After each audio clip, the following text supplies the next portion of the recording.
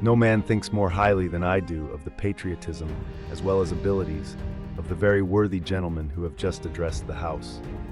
But different men often see the same subject in different lights, and therefore, I hope it will not be thought disrespectful to those gentlemen if, entertaining as I do opinions of a character very opposite to theirs, I shall speak forth my sentiments freely and without reserve. This is no time for ceremony. The question before the House is one of awful moment to this country. For my own part, I consider it as nothing less than a question of freedom or slavery, and in proportion to the magnitude of the subject ought to be the freedom of the debate. It is only in this way that we can hope to arrive at truth and fulfill the great responsibility which we hold to God and our country.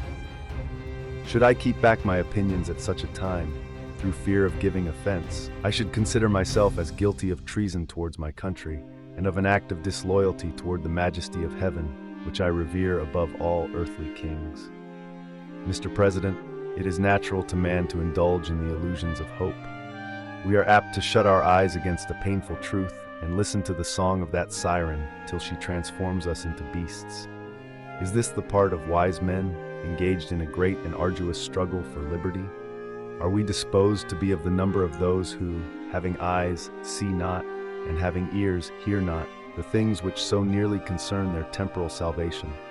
For my part, whatever anguish of spirit it may cost, I am willing to know the whole truth, to know the worst and to provide for it.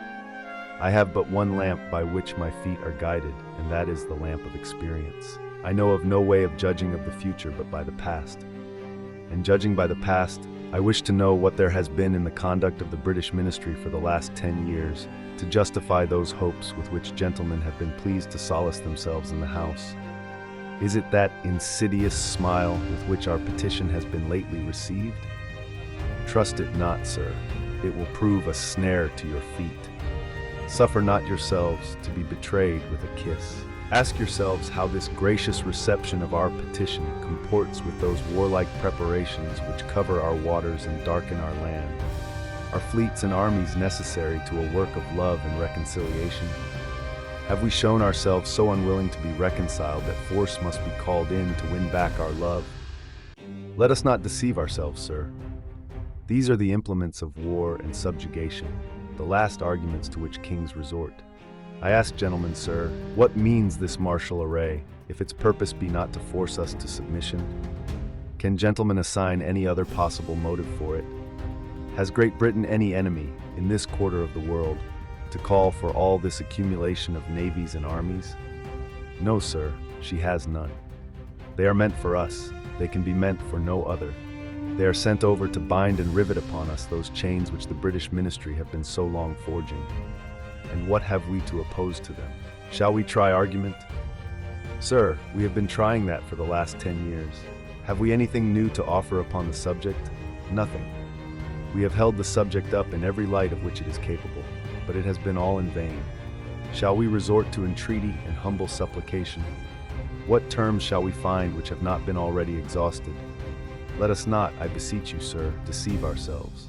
Sir, we have done everything that could be done to avert the storm which is now coming on. We have petitioned, we have remonstrated, we have supplicated, we have prostrated ourselves before the throne, and have implored its interposition to arrest the tyrannical hands of the ministry and Parliament. Our petitions have been slighted, our remonstrances have produced additional violence and insult, our supplications have been disregarded, and we have been spurned with contempt from the foot of the throne. In vain, after these things, may we indulge the fond hope of peace and reconciliation. There is no longer any room for hope. If we wish to be free, if we mean to preserve inviolate those inestimable privileges for which we have been so long contending, if we mean not basely to abandon the noble struggle in which we have been so long engaged, and which we have pledged ourselves never to abandon until the glorious object of our contest shall be obtained, we must fight. I repeat it, sir, we must fight. An appeal to arms and to the God of hosts is all that is left us. They tell us, sir, that we are weak, unable to cope with so formidable an adversary. But when shall we be stronger? Will it be the next week or the next year?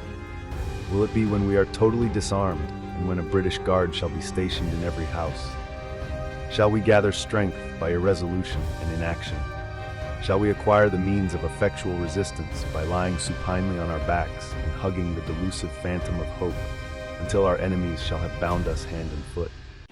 Sir, we are not weak if we make a proper use of those means which the God of nature hath placed in our power. The millions of people, armed in the holy cause of liberty, and in such a country as that which we possess, are invincible by any force which our enemy can send against us. Besides, sir, we shall not fight our battles alone. There is a just God who presides over the destinies of nations, and who will raise up friends to fight our battles for us. The battle, sir, is not to the strong alone, it is to the vigilant, the active, the brave. Besides, sir, we have no election. If we were base enough to desire it, it is now too late to retire from the contest. There is no retreat but in submission and slavery. Our chains are forged. Their clanking may be heard on the plains of Boston. The war is inevitable, and let it come. I repeat it, sir, let it come. It is in vain, sir, to extenuate the matter. Gentlemen may cry, peace, peace, but there is no peace. The war has actually begun. The next gale that sweeps from the north will bring to our ears the clash of resounding arms. Our brethren are already in the field. Why stand we here idle? What is it that gentlemen wish? What would they have? Is life so dear, or peace so sweet, as to be purchased at the price of chains and slavery? Forbid it, Almighty God. I know not what course others may take, but as for me, give me liberty or give me death.